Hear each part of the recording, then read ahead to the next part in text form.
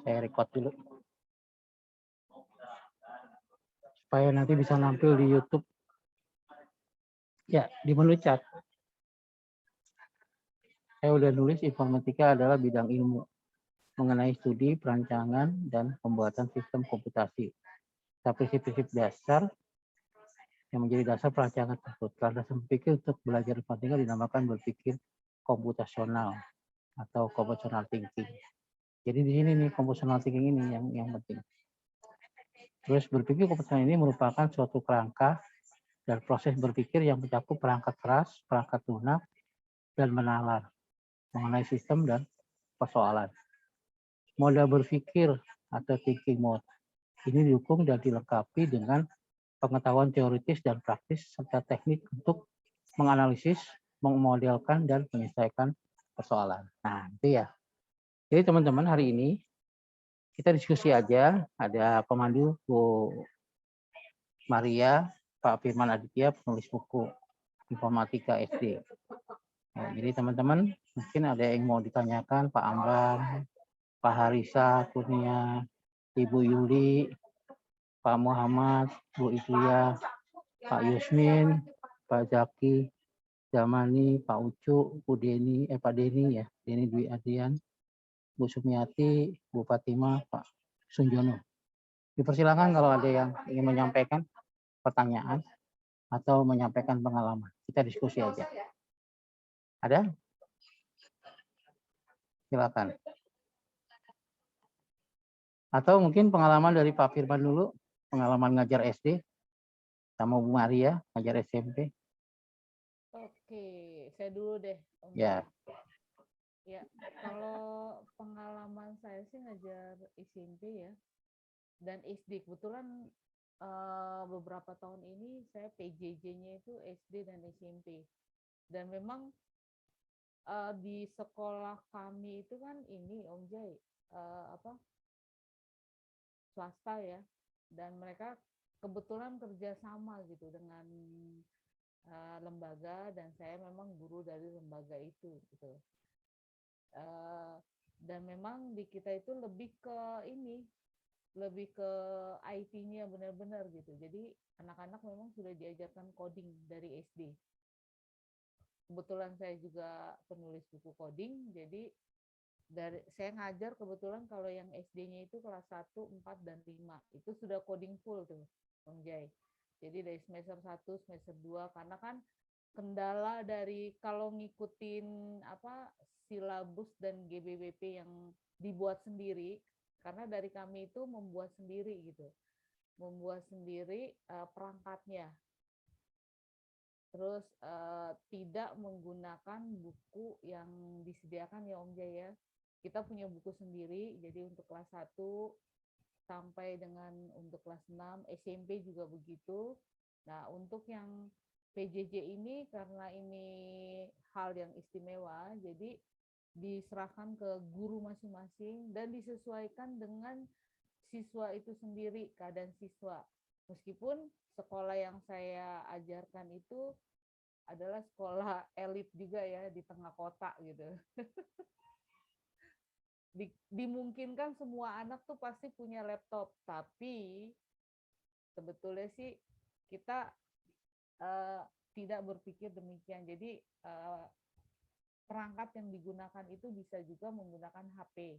Makanya saya mengajarkan coding. Jadi coding yang saya ajarkan ini bisa dengan HP, bisa juga dengan laptop. Lebih-lebih kalau mereka punya laptop ya, teman-teman. Karena kan ada beberapa anak juga yang kendalanya dipakai dengan kakaknya gitu. Nggak mungkin kalau anaknya ada 3, orang tuanya harus beli laptop 3 gitu.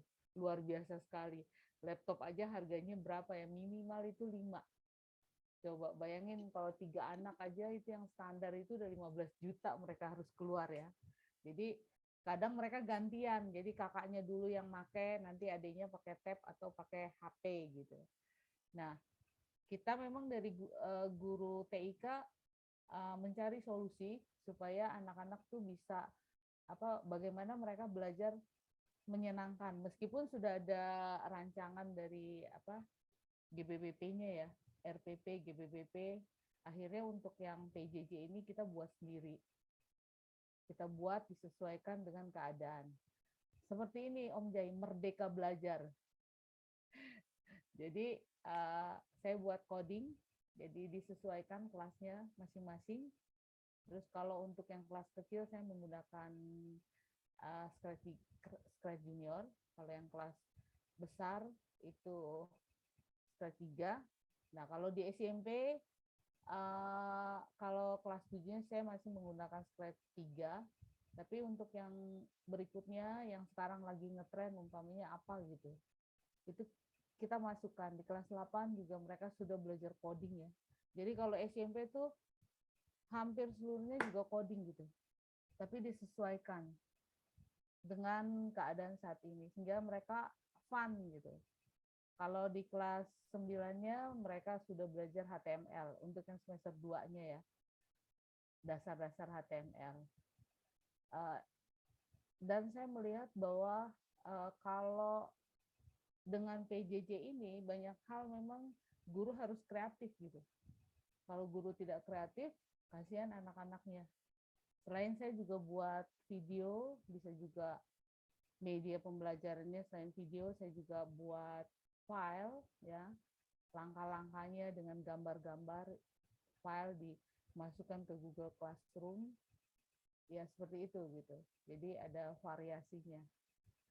Jadi kalau umpamanya SD itu Zoom terus, mereka mintanya Zoom. Tapi kalau SMP bisa selang-seling, ya.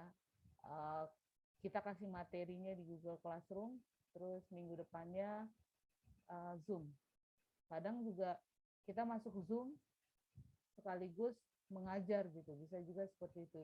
Jadi supaya anak nggak bosan, kita sebagai guru memang harus kreatif gitu. Itu aja Om Jai yang bisa saya bagikan untuk teman-teman. Mungkin Pak Firman, Om Jai, dan yang lainnya ingin berbagi. Ya, alhamdulillah saya ketemu anak-anak seminggu 2 kali. Seminggu sekali. 1 kali lagi ekskul ekstrakurikuler. Jadi ekskul robotik sama kita belajar informatika. Mungkin dari Pak Firman ada tambahan, silakan Pak Firman. Pengalaman Pak Firman di SD, sekolah swasta khususnya ya. Karena biasanya nih informatika baru berkembang di sekolah swasta, di sekolah negeri agak susah. Tapi udah banyak juga sih sekolah negeri yang melakukan. Kayak Bu Yuli itu bagus juga, mungkin Bu Yuli. Ya Bu Yuli ini mungkin bisa ngasih pengalamannya. Pak Widi Putro mungkin bisa kasih pengalaman. Halo, Assalamualaikum Om Jai. Ya, silakan Bu Yuli. Ya, saya dari SMPN 2 Pase, Pak. Kebetulan saya mengajar prakarya, Pak. Karena di sekolah yang ditunjuk di Kabupaten Bandung itu hanya 3 sekolah, Pak, yang TIK-nya gitu. Yang informatikanya gitu, Pak. Halo? Ya, terus lanjut. Ya, terus untuk anak-anak bimbingan BTIK Pak masuknya, Pak. Iya. Mungkin itu di ekskulnya di luar jamnya gitu, Pak. Iya. Gitu. Jadi ya untuk anak-anak mungkin kalau ekskul kadang-kadang halo, nggak semuanya mengikuti BTIK gitu, Pak. Saputra RM Nur Burhanuddin. Oke, teman-teman. Ini ya, saya kasih Bu Yuli dulu ya untuk ini. Kenapa Bu Yuli? Silakan. Halo. Halo. Ya, Bu. Bu Yuli. Iya. Iya, kalau di SMP saya mengajar prakarya gitu, Bu. Karena kebetulan untuk pelajaran informatikanya tidak masuk ke kurikulumnya, Bu, gitu. Oh, iya. Nah, terus untuk anak-anak di sana di luar jam, Bu. Kayak bimbingan TIK gitu, BTIK gitu, Bu. Iya, kayak ini, Bu ya, kayak ekskul gitu ya. Iya, betul kayak ekskul. Tapi tidak semuanya mengikuti, Bu. Jadi yang maunya aja gitu, yang semangat gitu. Gitu, Bu. Gimana Om Jai? Ya. Masukan dari Bu Yuli. Bagus tuh. Bagus. Kita nanti berharap di semua jenjang udah ada informatika. Iya, betul. Ya, amin Om Jai ya. Mudah-mudahan Betul, Om Ya, Jai. kita harapannya kayak dulu, kayak mata pelajaran TIK dari semua jenjang. iya, mulai iya SD, betul ya. SMP. Dan tuh, Nah, seger banget Ibu Ani ya. Iya. Tenang lihat. Jadi kurang maksimal ya Pak kalau BTIK itu kalau di eskul kan nggak semuanya mengikuti gitu. Iya. Hanya di sekolah-sekolah swasta yang masih bisa jalan. Kalau sekolah-sekolah Iya, iya, yang iya Om Jai. Gitu. negeri atau Sebut madrasah Itu gitu. mudah-mudahan tahun depan bisa ya Om Jai ya, informatika ya masuk. Ya, kita terus berusaha. Tapi ini Iya, tergantung iya. sekolahnya kan Om- sekarang udah kurikulum merdeka ya. Ya, Bu, Iya, mereka Maria. belajar ya betul. Om Jai, Iya. sebetulnya kalau umpamanya sekolah itu mau ya Om Jai ya untuk apa mengajarkan TIK tuh langkah-langkahnya seperti apa tuh Om Jai? Supaya Ya, teman-teman juga kepala tahu. sekolah langsung mengajukan aja ke dinas pendidikan Oh, setempat. kepala sekolah ya. Ke dinas pendidikan setempat. Iya, itu doang. Supaya kalau ada guru yang sudah sertifikasi, dapodiknya nggak dikunci. Nah, kalau Oh, dikunci gitu. supaya nggak dikunci, kalau belum ada yang sertifikasi malah lebih gampang. Langsung aja nggak perlu izin. Nggak Kalau perlu belum. izin ya. Nggak perlu izin kalau Berarti misalnya itu. Iya, berarti untuk sekolah-sekolah swasta tuh udah bebas ya sebetulnya Om Bebas. Jai ya. Makanya Tergantung dari lebih enak sekolah swasta. iya. Mungkin Pak Widi ada ini pengalaman Pak, silakan. Mau berbagi?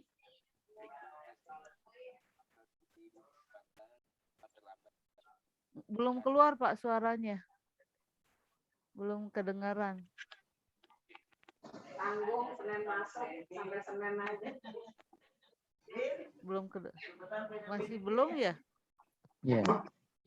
Suaranya Om Jai kurang dengar kencang. nggak? Kurang kencang kencang ya? suaranya. Jam 3.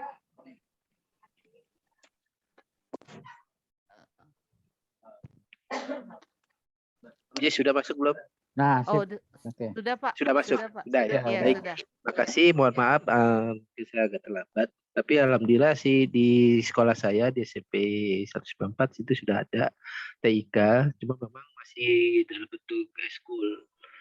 Atau mungkin nanti di tahun ajaran baru sudah mungkin bisa masuk ke dalam mata pelajaran. Itu Bu. Iya Pak ya. Pak, Nah, jadi ada MGMP-nya nggak Pak kalau yang itu? Saya kok di Iya, Pak. saya kan di Jakarta Selatan nih Pak. Belum ada ini. Kayaknya nggak bergerak ya Pak untuk TIK-nya ya. Kalau itu saya juga belum tahu Bu ya kalau untuk yang MGP karena sebentar saya mengajar bahasa Inggris gitu. Jadi ya jadi masih juga ikut belajar juga sangat itu di TIK untuk yang di WA grup itu saya ikut belajar juga di situ supaya nanti juga saya bisa berbagi juga dengan teman-teman di sini gitu. Oke. Selamat Pak, semoga bermanfaat. Oke. Amin. Terima kasih Bu.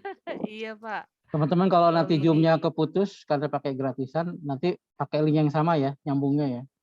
Oke, Maklum. siap Om Om Jai. Jai, saya Gratisan. punya link Zoom Om Jai, Oh yang iya, premium Om Jai. kalau gitu disiapin aja Pak, kalau ini mati. Oke, siap Om Jai. Pak Firman nyiapin nih, tinggal berapa menit lagi, 5 menit lagi. 5 menit lagi Pak Firman. Ya, disiapin aja Pak Oke. Firman. Kalau misalnya ini mati. Mungkin ada dari teman-teman yang lain. Tuh Bu Kalau Lilis tuh. saya Bu Lilis iya, sudah silakan Bu Lilis. raise hand. Bu Lilis. Silakan. Saya Bu nggak Lilis. inin videonya ya Bu ya sambil nyuapin Iya, anak. iya nggak apa-apa Bu, nggak apa-apa. Silakan. Baik, saya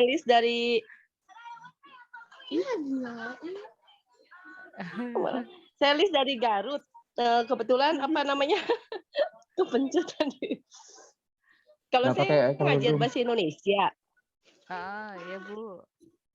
Halo, Ya, Ya, suaranya kedengeran nggak Bu? bagus. jelas bagus. jelas Bu, bagus kok suaranya Bu. Bagus. Iya bagus. Jadi bagus. saya ngajar bahasa Indonesia. Kebetulan di kelas 3 itu kan ada pembuatan KTI ya, karena di kita nggak ada TIK, adanya prakarya. Iya. Jadi guru bahasa Indonesia yang repot saat pembuatan KTI, ngajarin Word. Terus nanti kan kalau ujian akhir, saya selalu minta anak-anak presentasi materi, ngajarin Iya, betul. PowerPoint. Jadi dari PowerPoint. awal itu yang ngajarin malah guru bahasa Indonesia, Bu. Itu dilema ya Bu Lilis ya. Mestinya Iya. ya akhirnya Karena anak-anak kan tapi belum mengenal juga. Jadi kita dari awal itu, Bu ini bikin ini gimana, bikin ini. Jadi pas mau bikin KTI itu malahan guru bahasa Indonesia yang repot ngajarinnya. iya. Kalau di Iya. sekolah saya, Bu Lilis, saya memang prakarya, tapi prakarya komputer gitu loh. Oh iya. Ada 2 kalau nggak salah, SBK sama apa? Kalau SBK kan lebih ke keterampilannya ya. Nah, kalau Iya. saya keterampilan prakarya tapi komputer gitu, masuk ke komputer. Jadi tetap sih masuk ke ini juga apa kalau di Jakarta kan kalau saya di SMP Tarakanita 5 ya, itu masuk ke ini juga. Apa sih? Ya mata pelajaran juga. Muatan lokal juga. Cuman saya prakarya, memang dimasukkan ke prakarya dan pelajaran komputer gitu. Ya kita akhirnya fasilitasnya kurang mendukung sih Bu ya. Jadi komputer itu hanya ada 1 lab, jumlahnya 30, itu itu udah digunakan banyak itu, Bu. untuk ibtidaiyah, untuk MTS, untuk aliyah, jadi hampir 1.000 siswa. 1.000 siswa ya. Berarti di jadwal Hanya mungkin ada ya, Bu ya. 30 komputer. Iya, harusnya sebetulnya sih kalau di jadwal bisa itu, Bu. Ada penjadwalannya gitu. Iya, sebenarnya sih. Iya. Tapi kalau mau enak sih memang dijadwal.